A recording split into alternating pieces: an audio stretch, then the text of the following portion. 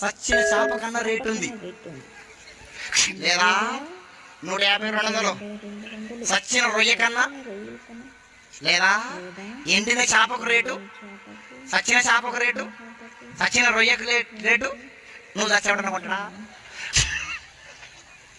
5 రూపాయల కొంటడా 10 రూపాయల కొంటడా ఊతగా తీసుకపో. ఒక్క మాటతో చెప్పాలంటే నువ్వు చచ్చినా నేను చచ్చినా సచ్చినాక దున్నపోతు తోలన్న దేనికైనా పనిచేస్తుంది. దున్నపోతు తోలన్నా చెప్పరే నీ తోలు నా తోలు నీ తోలు నా తోలు.